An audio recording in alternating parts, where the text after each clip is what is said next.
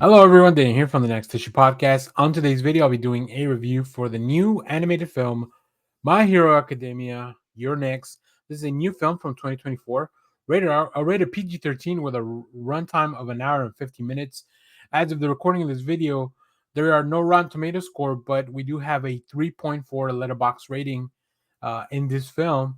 You will see Deku, Bakugo, Todoroki, and the rest of the UA high school class must face off against Dark Might and the obscure crime organization under his control, the Golini family.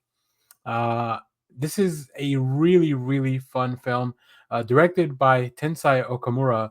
I might get a little bit into spoilers towards the last half. Check the time codes in the video, but overall, this will be a spoiler-free review. Um, I really enjoyed this film. I went to check it out at my local AMC theater. I ended up watching.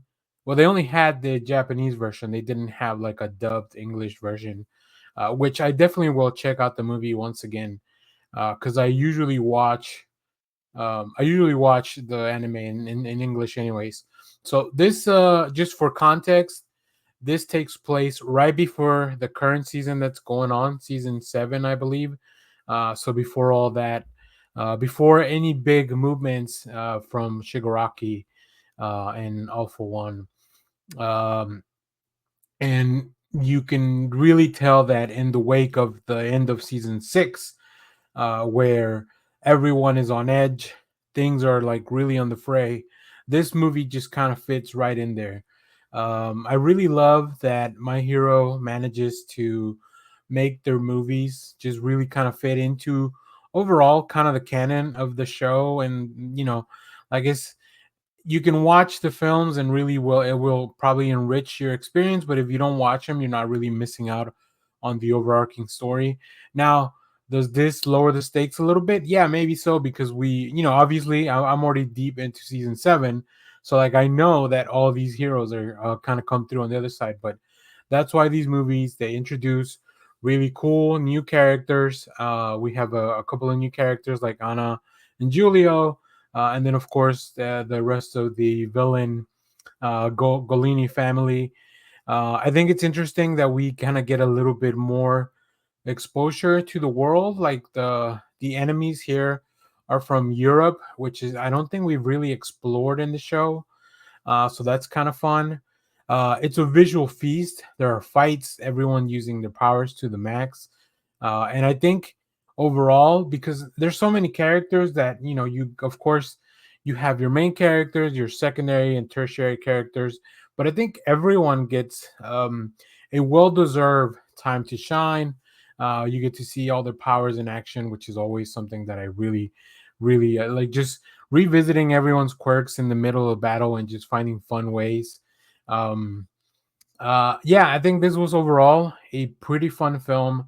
I highly recommend you try to check it out in the theater. So even if you haven't started season 7, you can definitely go into this.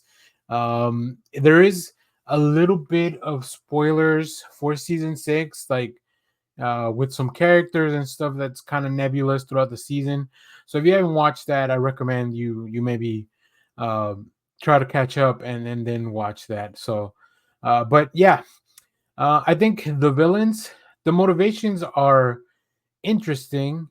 This Dark Might wants to emulate and maybe even become the symbol of peace that All Might left, but it's really about the understanding of what that really means for society, not just for oneself, but for society, which is kind of what All Might has been instilling into, Deku and Todoroki, and of course Bakugo, like who are kind of the three main, and obviously the rest of Class 1A and everybody at UA. But um, there was a character omission that I think kind of makes sense, and I think it would have been an easy way out to kind of get out of all the trouble.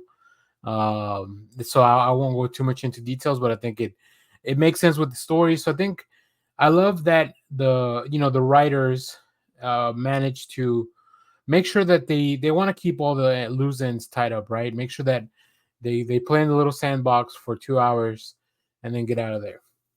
Um, the movie does feel a little bit long. Like I feel like could have been maybe 10-15 minutes shorter. There's a few sequences that are kind of repetitive at a few times. I think I like there's a little bit of a fantasy trope aspect to this film, which is I think something that hasn't really been explored in the My Hero Academia world. And like I mentioned, the inclusion of villains from Europe, I think that's kind of fun. And then also the quirks that kind of are leading to everything that's here also really makes a lot of sense, and it's also fun to explore.